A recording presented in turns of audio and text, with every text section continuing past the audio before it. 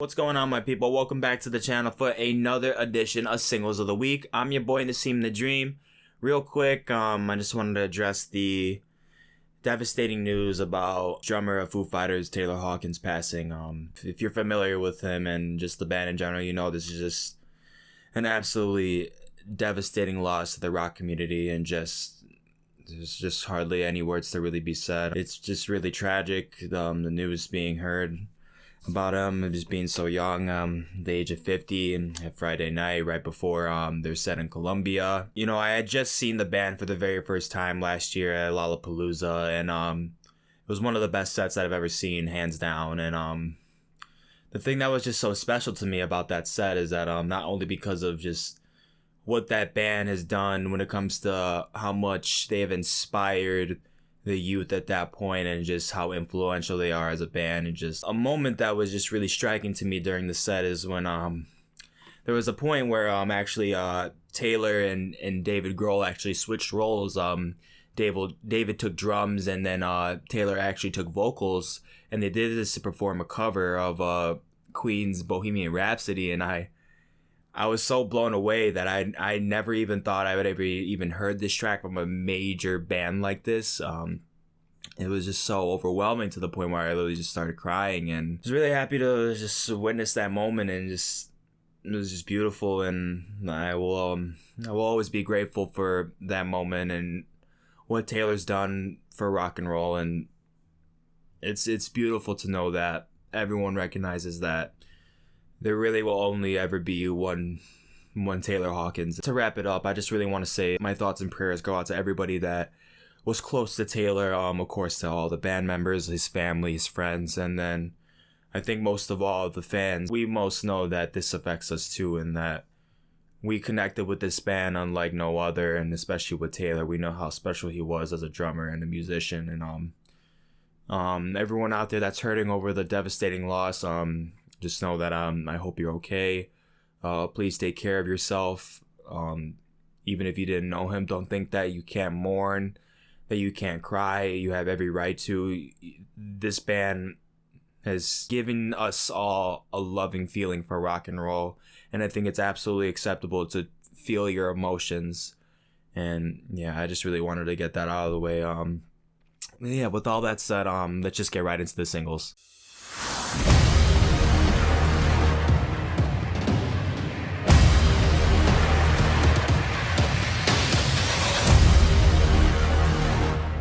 Okay, so to start off, we have this new single from Red Hot Chili Peppers. This one's called Not the One, and I'd say so far, I gotta be honest, this is definitely my least favorite out of the bunch. The production on this track is just honestly not so great. The leads are badly, and I mean badly, shaped on here. The songwriting material is kind of too.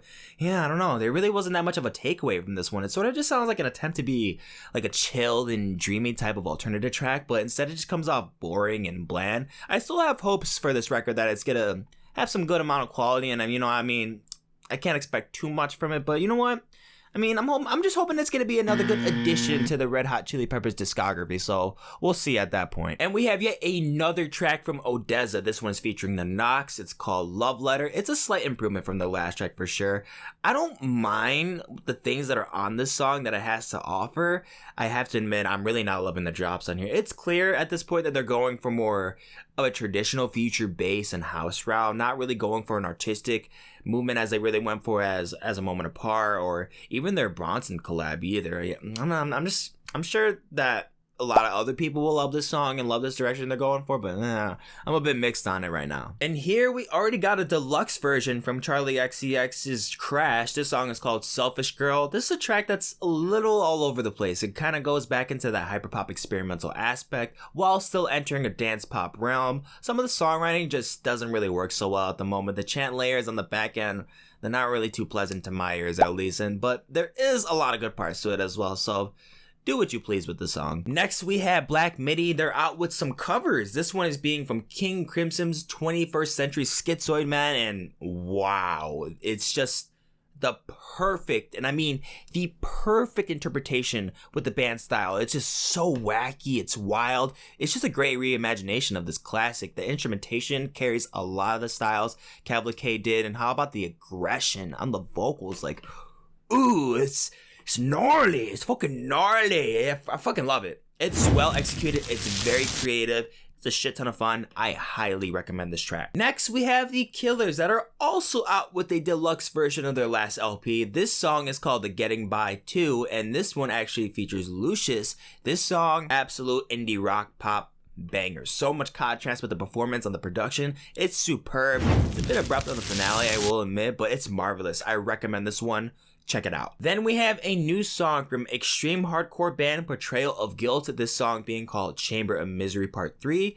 It's pretty relentless. It gets pretty nasty on here. The third portion is a bit off-putting though, I will admit, and the vocals are just disgusting. This song is just unforgiving. If you like hardcore, you should definitely check out this band. They are pretty sick. Here we have some more of the Head and the Heart with the song Tiebreaker. Wow, like I did not think this song would be so good just based off that first teaser that I really heard, but I am low-key really liking this song. The singing is great, the instrumentation is alluring, and along with the chorus too, it's gorgeous. I'm just pretty satisfied with this one. The finish on the song is honestly, it's so catchy, it's so lovely.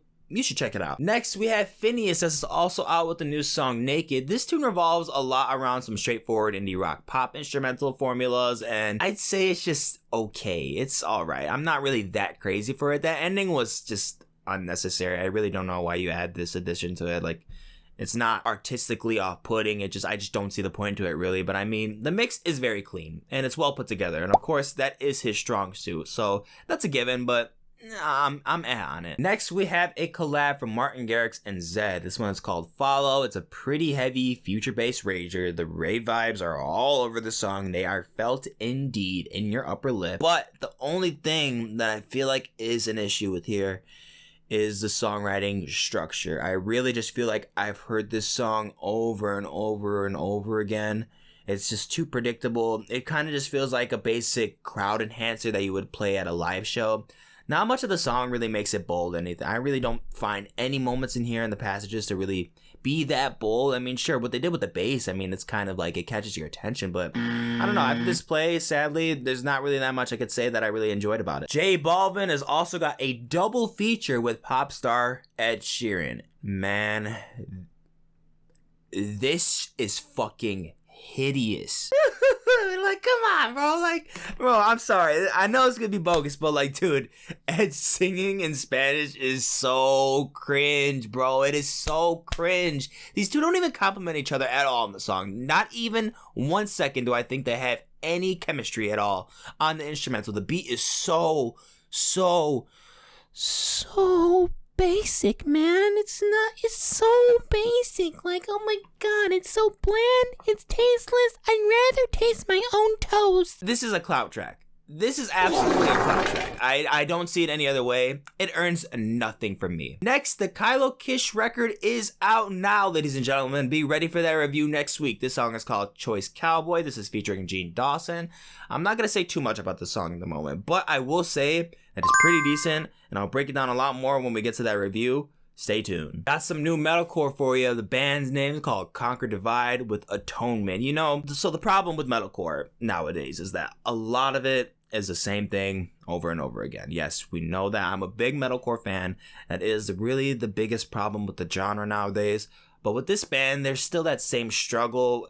And there's wicked talent too. There's indeed that wicked talent. But I will say that, me personally, I do love the singing a lot and the screaming. It's pretty sick. The instrumentals are heavy suited to my needs, and this will get me pumped enough, honestly. I will definitely start bumping this at the gym, and I dig it. Metalcore fans, check it out. Chance the Rapper is out with a new single called Child of God. This sounds like something that just would have came off of his brother's Broad Shoulders LP. I really don't see anything the song has going for it either. It drags on way too long, and it's only 4 minutes. Like, how do you got a song that drags on? It's only 4 minutes, bro. Come on now.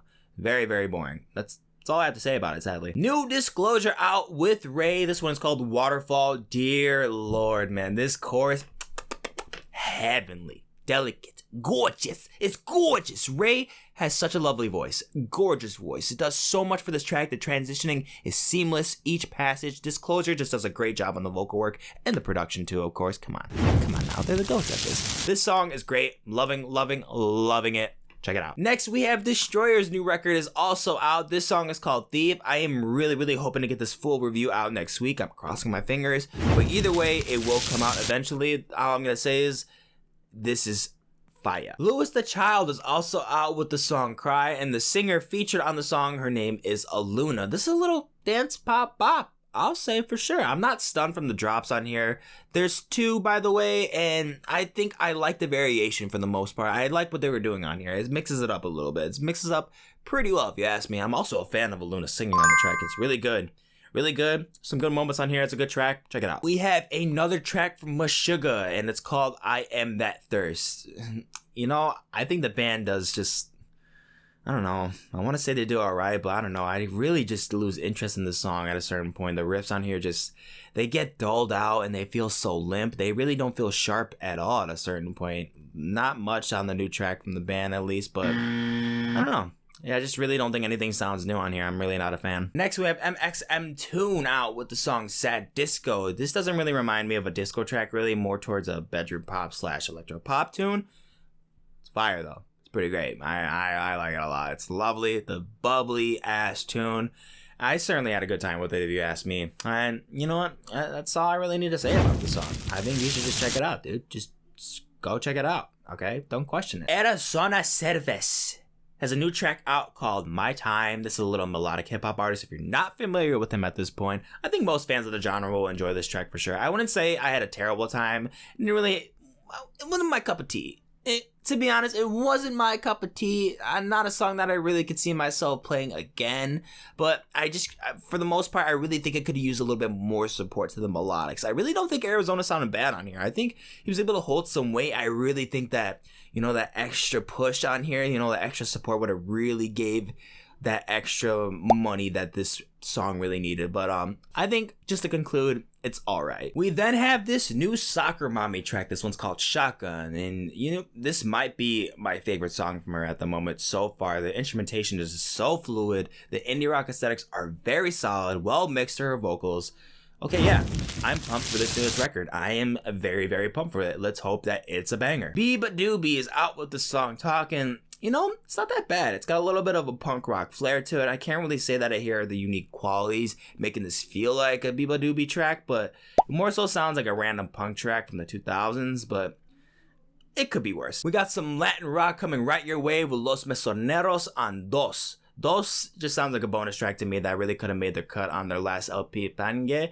I like the background harmonies a lot on the track. I really do think that I have a glossy finish to it. But other than that, I can't say that I found much to really love on this track. It just sounds like the same track that they really made for the record. But, I mean, it's not that bad, I guess. I'll be nice. It's not that bad. Omar Apollo is also out with the track. This one's called Tamagotchi. It's taking some influences from the hip-hop genre, mainly with the melodic rap and trap game. Omar has some great moments on here vocally on the track, but I can't get over how he kind of rips off Playboi Carti on here.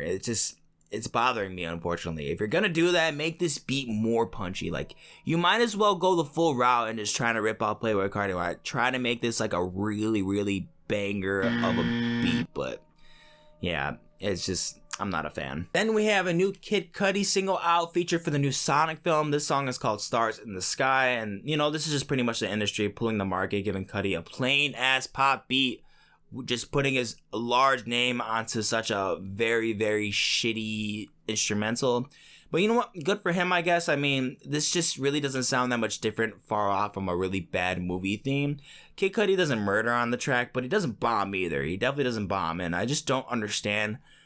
I don't understand why these labels can't just actually take their time and making a very solid instrumental for a film like this and making it actually sound like they care about the musicality to it, but like they just make it simple. And I guess that makes sense, but you're not gonna catch me playing this again for sure. And then the last track of this week's Singles of the Week goes to the track Running with the Angels, featuring rapper, writer, producer Tia P, and a powerful figure in the soul music industry, Miss Brittany Howard. This track is just boss the fuck up extravaganza. I'm liking the hell out of this hook, yo. Welcome to LA.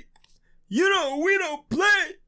Go on every day. That shit got all the spices to it, dog. The instrumentals are spicy, my guy. Yo, Melodics are sexy too. They're fucking goated, bro. This song gives me the chills, bro. It's hot. It's hot. Play that shit, man. And that is it for this week's Singles of the Week, guys. Thank you so much for watching the video. If you enjoyed, go ahead and like, share, and comment down below what songs did you like the most. And also, if you're not already, subscribe to the channel. Down in the description, you'll see all the links for the tracks that I talked about in this video, more videos, and also the links to my social media accounts so you can keep up with me on the daily.